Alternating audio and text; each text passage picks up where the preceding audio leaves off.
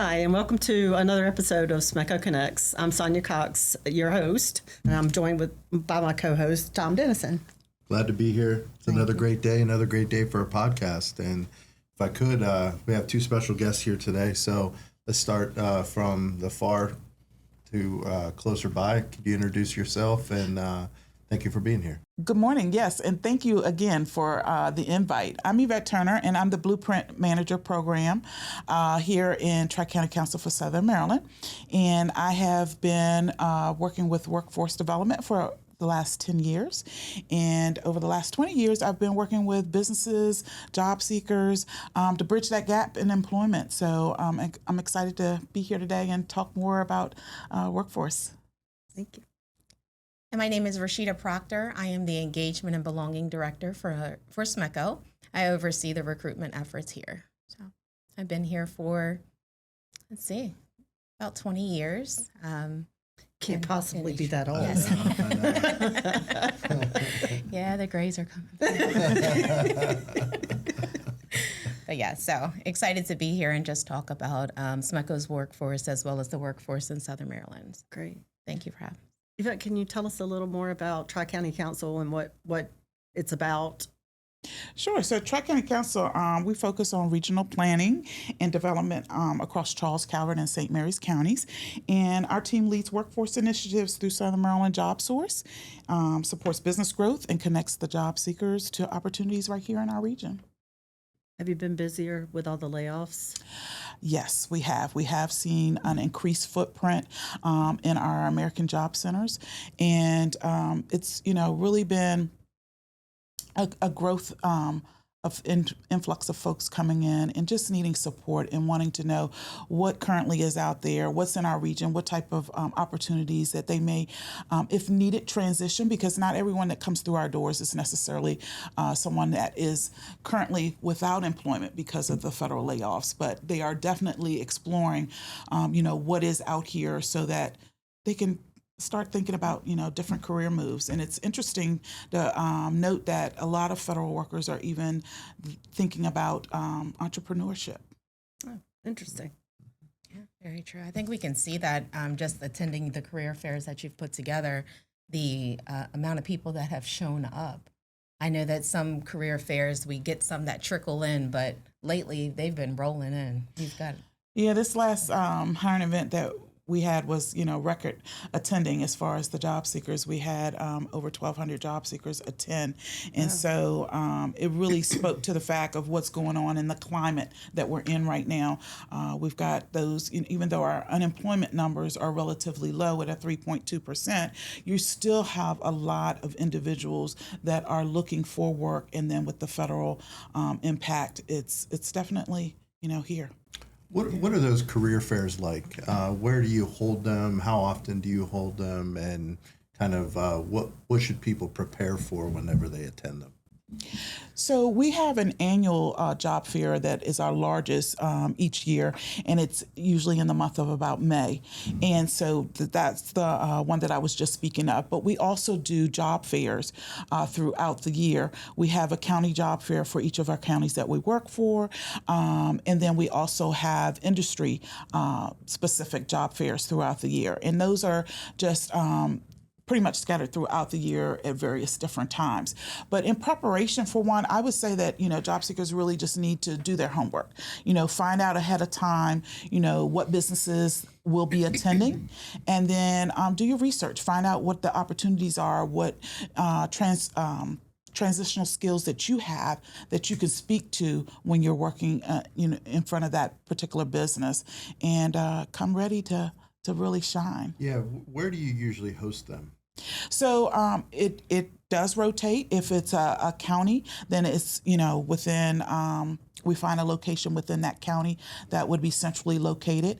Our St. Mary's one will be at the Smart Building again this year, and that will be sometime late August.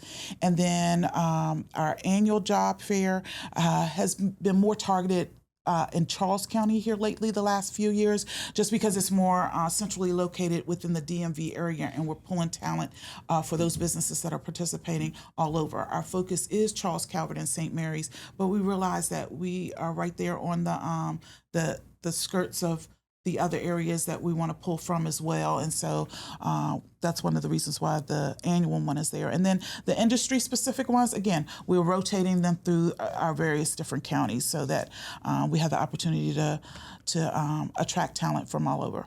Is your annual one usually held at Blue Crab Stadium? So it used to be, do it there? Annually at the Blue Crab Stadium. However, this year we had it at the College of Southern Maryland, was gonna say and we already have our date in place for next year, which will be May 21st, 2026, and it will be again at the College of Southern Maryland in their gymnasium. We got, a really positive feedback from our businesses that participated and also the job seekers that came out as far as the flow and being able to really engage and get that contact that they're and networking that you're looking for at a job fair. Well, you answered one of the questions I was going to ask later. I was going to ask if you partner up with College of Southern Maryland. So you do, obviously. So they're good partners. Yes, absolutely. So what would you say you've seen as changes in the workforce over the past 5 years or so? I would say there's been a lot of changes in the workforce in the last 5 years. Being that we've, had the pandemic and, just rapid technology changes. And then, of course, now the federal, employment impact. There's a lot of things going on. Job seekers and businesses alike, are looking at teleworking more. That's one of the things that is. From what perspective? In the perspective of, job seekers are looking for more flexibility. The talent is looking for more flexibility.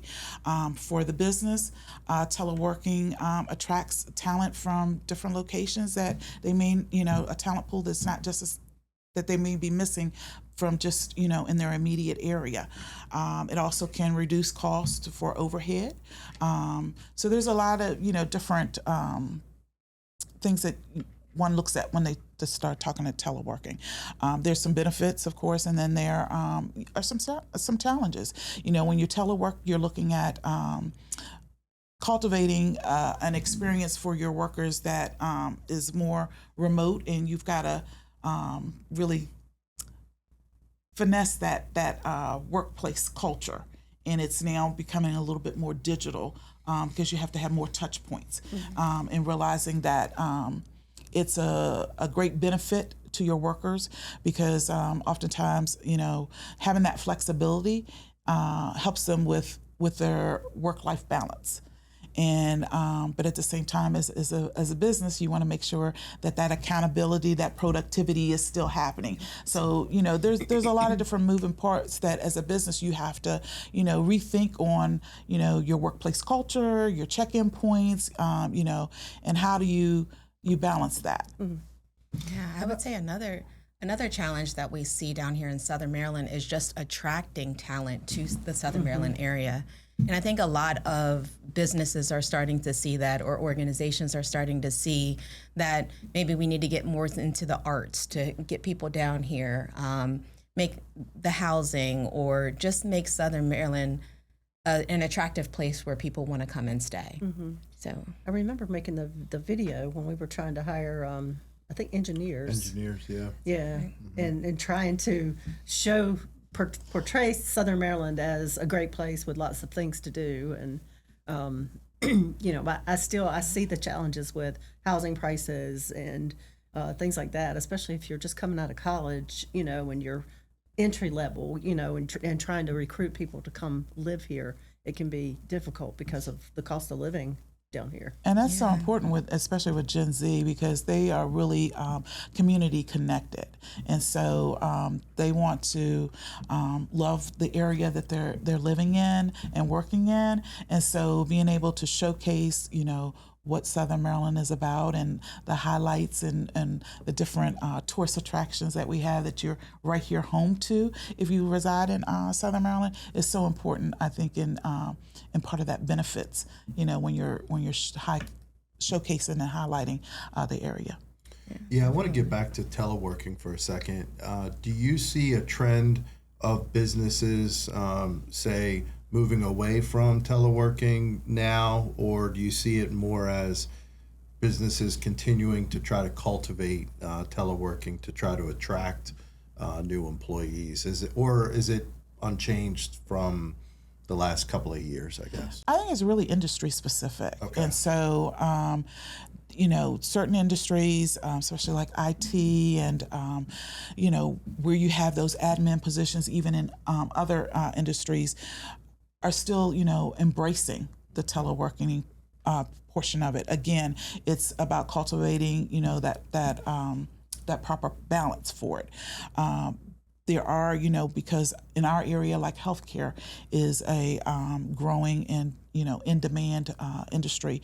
And so those are hands-on where, teleworking wouldn't make a good fit. So it's really industry specific. Gotcha. Yeah, I wanted to get back to the attracting talent to Southern Maryland question. So, Rhosheeda, when you're recruiting for individuals to come to SMECO, what's kind of the main reason why someone may be hesitant to come to Southern Maryland? Is it because we have quality school system here. We have we're surrounded on three sides by water. So there's if you're a fisherman or you like water sports, that type of thing. So what kind of is it? Is it just that we may be a little bit too far away from the cities, or what's the other issues you hear? So one of them would be transportation. Okay. I think we hit a little barrier there. If we have a career fair in the northern part of PG or just northern Maryland, if they have Van Gogh or you have the STS, just to see if that is accessible. Okay. That's one thing, but also just Southern Maryland is kind of a one-way in and a one-way out. It really is. So we hear about that, and when you tell them, oh, we're located in Charles County, they're like, oh, yeah. But, we are able to highlight a lot of great things here that they didn't know about prior to. And just, again, like you said, like the water, and we're bringing attractions. We do have arts and sciences that are starting to broaden a little bit. And we have the beautiful scenery here. Yeah, no, So, it is true, yeah. and I think Sonja, you could probably talk to this as well with your background on the College of Southern Maryland board. I would think that folks who can live and work here, that would have to be an attraction because traffic is brutal. Getting to and from Charles County, St. Mary's County, going north to the city, and so I'm just wondering, is that something that we always try to promote, like whether we're hiring teachers at the college or professors, or people right here at SMECO? The advantage of living and working here. Yeah. Okay. But that's one of the things we talk about at the college is Sure. a lot of the statistics show that if we can get somebody through with the community college for 2 years, they get their degree, and then they're most likely to stay in the area if they're from here. Not so much for like the 4-year colleges, but that's what we see in the community college environment. And it's great if you can go to school here, stay here, work here. It's great for us as employers as well. So Absolutely. Yeah, I typically share that at a career fair as well, talking about the work-life balance. Just for me, myself, being able to work close. My kids are in the school district, and if something were to happen, I can get there fairly easily. I remember growing up, my parents worked further away, so if something happened, we had to rely on a family member that may be close. So we do talk about that a lot, just that work-life balance that SMECO offers, because we are able to work in our backyard, and it's awesome to serve that community. I just don't think you can put a price tag on that, because you can, the amount of sheer time spent in your vehicle driving is, it's just like it's sucking the life out of you. At least it does for me. And I only spend about 4 months of the year driving to or from my house in La Plata to Annapolis. And just that, I can remember when I first started going there, it took an hour, if that. And now it's lucky to get hour and a half or hour and 45 minutes, depending on what time of day I leave. And come home. is even worse. You just want to be home. So that's Absolutely. got to be something that you all try to sell, I would think. Absolutely. And I hear that from talent when I'm speaking with them, and they have transitioned from having that commute into DC and being able to work closer to home right here in our area, that it's night and day. They don't even realize, because they had done it for so long, how much they were giving up as far as that work-life balance. Because like you said, having that time in the vehicle, a 2-hour commute every day, and that's oftentimes one way, is very impactful. So being able to speak up and really share that as a benefit, cutting that commute out. Because even if you live in Charles and you're commuting to St. Mary's or Calvert, the commute is nothing like if you're commuting to the DMV area, and the scenery is so much more beautiful. So Agreed. yeah. Sure. That is for sure. Oh, that's very, very true. So when I first moved to Maryland back in 1990, I commuted from, we lived for 6 months down in Wildwood. Okay. That was, we found a townhouse for rent while we were building one over in Calvert. But I was so worried about not having a job, because we moved up here because my husband got a job at Calvert Cliffs, and I always did numbers, accounting. I'm like, I can get a job anywhere, right? But I was still worried about not having a job. So I took the first job I was offered, which was in Columbia, Maryland. So I was driving from St. Mary's County, California, Maryland, all the way to Columbia, and that was before they did the bypass, or the, what is it? Hughesville bypass. No, the up by Bowie and Crofton area. Oh, okay. And then I would have to turn on 175 to get there, because there was no other way to get there, and I was lucky if I could get there in an hour and 45 minutes. It got a little better when we moved to Calvert, but shoot, for this first 6 months, I gained 30 pounds because all I did was drive to work and drive home and go to bed and get them to do the same thing again the next day. So when I was able to get the job here, I was really excited to be able to just live and work in the same area. Because, when you work that far away, let's face it, a lot of our friends are people that we work with. So I really had no friends, because I couldn't do things with them. They were too far away and that sort of thing. So when I came here, it felt so much like a family and like a family atmosphere. And I've tried to make it feel that way again. And I think, we're kind of getting there, but we're all kind of tight knit, I think, as employees around here. And those of us that work here usually, really love it and enjoy it. Yeah. But talking about traffic, so this is how spoiled I am. It takes me a half hour to get to work. Well, now they're doing all this construction in Charlotte Hall, and I'm like, sitting in traffic. I don't want to sit in traffic in Charlotte Hall. Yeah, hopefully that'll be done pretty soon. I know what you mean. I definitely know what you mean. Hopefully, yeah. Yeah, and I think when you talk about that commute, that's also a selling point for a position here, because they'll look at, applicants will look at salary. And it may be higher if you travel further away, right, but you have to balance that out. So that's something that we also talk to those that apply here. Well, I understand we can't match the salary that's up there, although we have a very competitive salary package here at SMECO. But you have that balance. You have to kind of give and take of, do you want to sit in that traffic? And I mean, we make a comfortable living, of course, but it is something that we kind of sell at the career fairs as well. And that's one thing we say to job seekers, too. When you're looking at the salary, look at the entire benefits package. Look at the commute as part of really that benefit package, because there is really a dollar assessed to that with your time and with the maintenance on your vehicle, the gas costs, all of that. So, that's a part of what you need to be calculating. Definitely. Back to that point, what do you see as like the biggest challenge for employers today? The employers that you're working with kind of more frequently, is it the talent pool, or is it the salary constraints? Is it the area we live? What are the primary challenges that you see?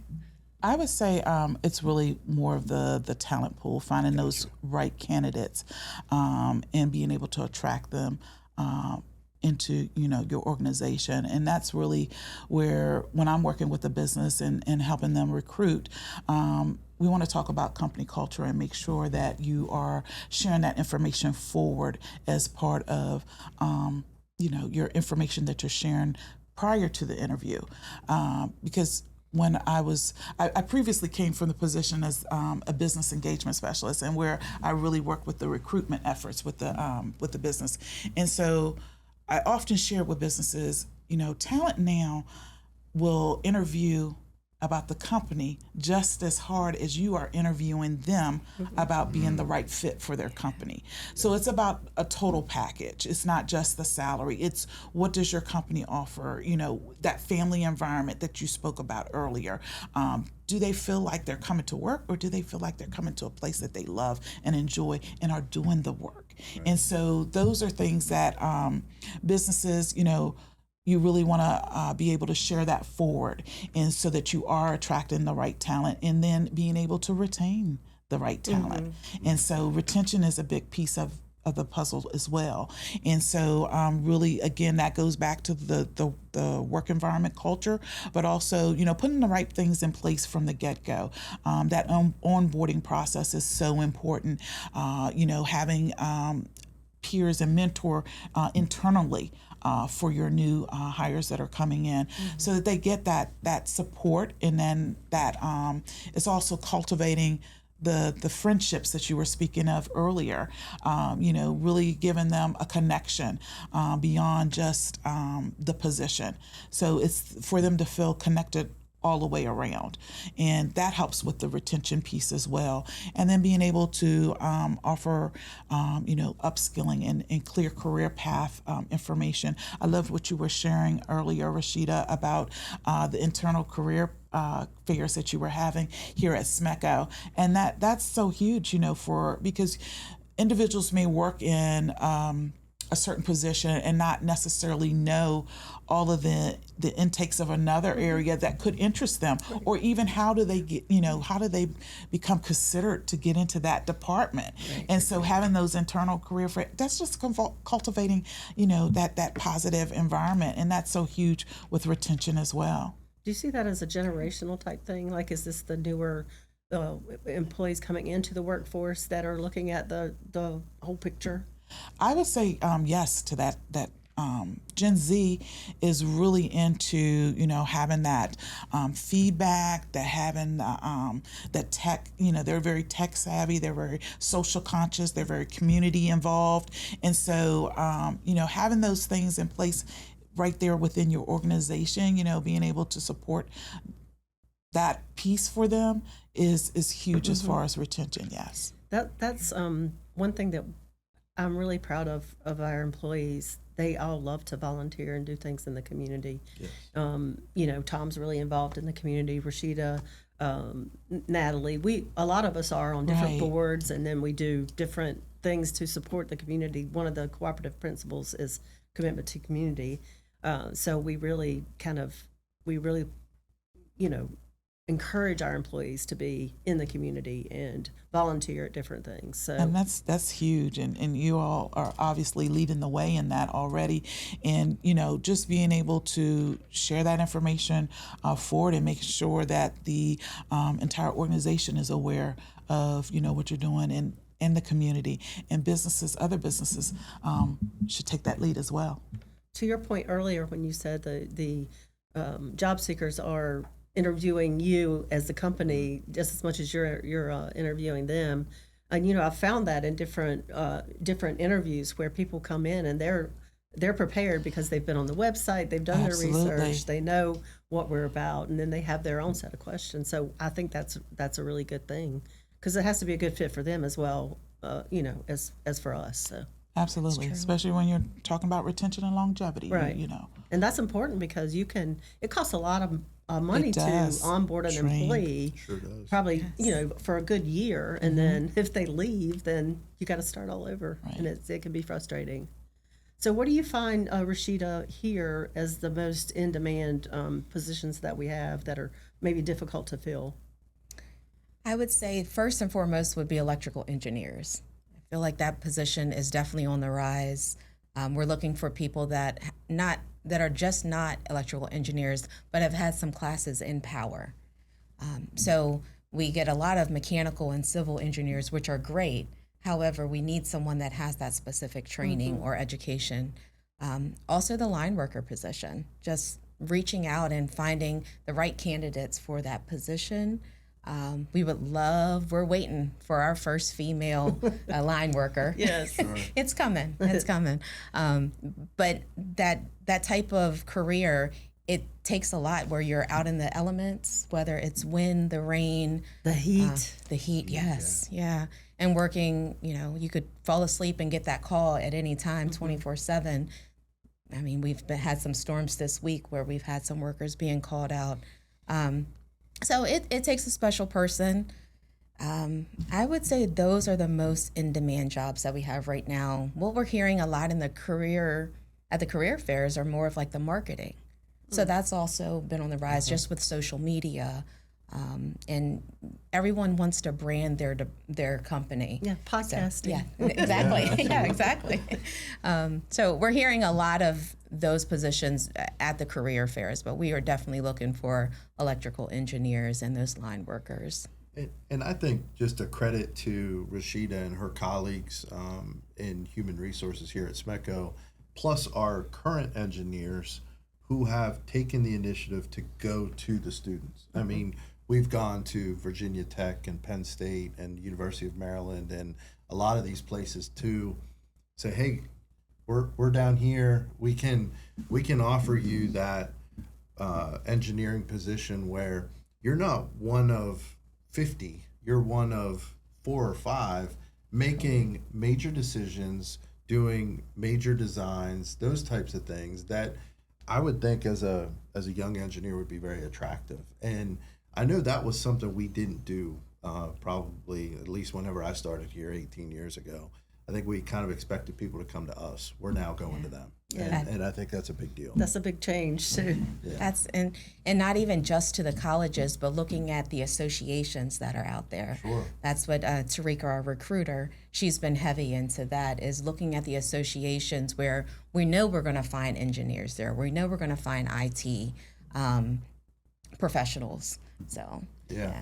And we're involved in the high schools, which has been great. That's great. I mean, and we've had them on our podcasts. Some of our recent high school grads who are now joining us as linemen. And I mean, there's I can't imagine a better bit of gratification for those high school counselors, teachers, and those folks who are all trying to get these kids to succeed, being able to intern here as a high school person, and then after graduation have a job. I mean, so to that point, I just want to share a story. We went to the career fair at North Point High School, and Aaron Smith, one of our He's awesome. oh, he is he is awesome. But he did not miss a beat. When we got to the career fair, he met us there. He had a SMECO shirt on already. And I said, Aaron, did you plan this? He said, yeah. I have to make sure we get the best qualified people there. It was just like, I'm getting chills thinking about it right now. But He's an amazing young man. he walked around with the students, people that he knew, introduced us. He introduced us to his teacher, his counselor. And by the end of the day, we were taking pictures with everyone. He was just amazing. He was on the podcast. Yeah, I've heard that. yeah, it's another good thing. A win. Today we have new hire orientation, and we are hiring 2 of our interns in the engineer department as well. That's awesome. So Wow. Yay. That's That's awesome. exciting. And that's so huge. And that's what the Maryland Blueprint program is really about too. Introducing career exploration to the students as early as middle school. And so that, they get the opportunity to have the internships, apprenticeships when they get to the high school, and they're already having, some of that experience that the organization or the business needs. And they have a clear direction on what they enjoy and what they want to pursue after high school. Mm-hmm. And so, what you all just spoke about with Aaron and your apprenticeship, internship, that's awesome. That's exactly what we're looking for. Yeah, Those type of partnerships. It's been really good. I mean, we've done some things over the last 5 years or so to try to help beef up our line workers. We brought back the groundman program, so you could come in entry level as a groundman, and you decide because this is dangerous work, right? So that gives the job seeker an opportunity to say, is this something that I can do? But at the same time, it allows us to look at them and determine their work ethic and if this is something we think they can do. And it's worked out really well bringing that back in, because they go through that for at least a year, and then the next time we have an apprenticeship class to start, then they can move from groundman, and actually they're required to move into the next apprenticeship class. So it's been very successful for us so far. We're also, as my executive team, we're looking to put in the formal succession planning program. So where we're allowing people to say, hey, yeah, I want to be considered, and what can we do to bridge gaps? Either in knowledge, education. Do we need to do some job sharing type things and get them more experience in different areas? And because it's really important that we have knowledge transfer, because we're at the point where we have a lot of our employees that have been here for a long time and can retire. Our average age is getting a little bit younger. It's still in the 40s, close to 50, but we're making progress, and those are things that we have to do to be able to continue to be successful, and keep employees here and retain them. Yeah, and SMECO's done such a great job over the years with that. You have people that are going out with 40 to 50 years of experience. So that is important, just having that overlap where they can share or mentor other employees, so that knowledge isn't lost when they go out the door. And we do have a mentorship program too for new employees. Yes, we do. Yes. I know at one point we talked about maybe doing something for, not necessarily just new employees, but other employees as well. I don't know where we are with that at this point, but those are things that we've talked about doing. Yeah, we're currently working on that program. We were a little backed up due to COVID, so we're now caught up with that, and now the committee is now working on mentorship, where employees may be in accounting and look at what other opportunities are out there for them, or just to help them with their leadership skills. So, we have the Leadership Academy too that big. We're doing, and to try to help give people who want to move up these skills and knowledge that they need in order to be able to do so. Yeah, Lisa's doing a great job with that as well. She's put it into 90-minute snippets, so it's not too much and it's not a lot out of the day, but it's just enough to keep your attention and create those conversations. So she's doing awesome with that, and everyone that I talk with that's been through those, they seem to really enjoy it. Great. So Go ahead. I was just going to ask you, we got your feedback on teleworking. What are your thoughts on it, Rhosheeda? So as the person that creates a lot of activities around here for the employee engagement, it has changed. It's just a lot of people are teleworking on certain days, so you try to have these activities and you may only get a small participation. However, I do think that it has created a lot of work-life balance for those, the way that we have it now. I'll be honest, I don't see SMECO going into a place where we are fully teleworking because the nature of our work. Right. But also because we're so close-knit and you need another department to complete whatever it is that you're doing. So it's created its own challenges. But I think it's up to that supervisor to monitor the productivity and make sure that it's working for their department. And it's great that the supervisors have their they can say, hey, we're going to pull this back, or, you can have your 2 days. And employees need to be flexible as well. If there's something going on at work, that there's a meeting and you really feel like you need to be there, be there. Right. It is a privilege. It's like a benefit to have teleworking, but it should not hurt the business at all. Right. But I think at this point we've adjusted. Mm-hmm. It's just a matter of it. As long as everybody continues to give their 100% when they are teleworking, I think it would be successful. Okay. Yeah. I have one teleworking story that I want to tell you. It's not related to SMECO, but I was at a conference Association of Large Distribution Cooperatives. We're a member of that. And when we have our spring and fall conferences, we have CEO work groups. So one of the CEOs for one of the co-ops was telling us kind of a horror story about teleworking. Ooh. This individual that they hired, they never met him in person. They interviewed him over Zoom and hired him. And every time that they would have a need for him to come to the office for some reason, he was supposed to be fully teleworking, but occasionally they would want him to come in. At one point he said he broke his leg, so he couldn't travel. Well, long story short, come to find out, this individual didn't even live in this country. They lived somewhere in a country that's not a friendly country. And I don't even remember how they found it. The guy was telling us the story. I think it was something, one of their IT people was able to find it somehow, but they ended up, of course, letting him go. And he just stopped showing up because he knew he had been caught. And by showing up, I mean Zoom calls or whatever. Right, He never showed up in person. So I just think we need to be careful about that sort of thing, I think that speaks to why those organizations that are adopting the teleworking are looking at hybrid, where it is not necessarily a full week of teleworking. It's, a couple of days in the office and a couple of days teleworking. And then again, looking at that productivity. And like you said, Rhosheeda, it is a benefit. And so if, for some, they just work better, being, having that more structure of being, in the office and, utilizing, that as a tool in understanding. Accountability is a big Exactly, deal. accountability. Is the thing. Yeah, we're kind of pushing that here now as one of our. We want all employees to be accountable, so we're kind of pushing that out. We introduced it at one of our management dinners not too long ago. Yeah, and empowering the supervisors to really be on that, Right.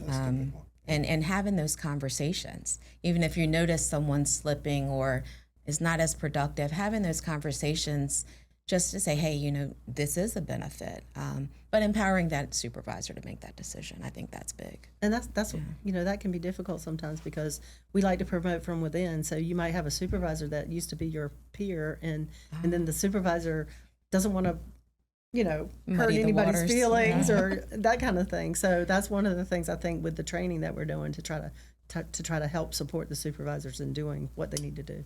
Agreed. Yeah. Well, we went kind of a little longer than we normally do, but yeah, we did, but I think it's a valuable, important conversation. And I think before we close, I just want to give a little commercial for Tri-County Council of Southern Maryland. I mean, the fact that you're here and promoting workforce development and helping people get jobs and organizing these events is one facet of the Tri-County Council. This is an organization that helped farmers get through the tobacco buyout back in the early 2000s, and from regional planning for transportation to just everything. The Tri-County Council's involved. So credit to you and your folks over there. And so I just think this was a really good, helpful conversation. I think that many people will enjoy. I hope so. Yeah. Yes. Is there anything that we didn't ask that you might want to touch on before we let you go? No, I do want to thank you as well.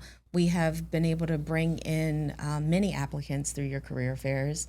Thank you. You are very organized. We really appreciate that when we come and we know that Yvette's or Tri-County's name is on it.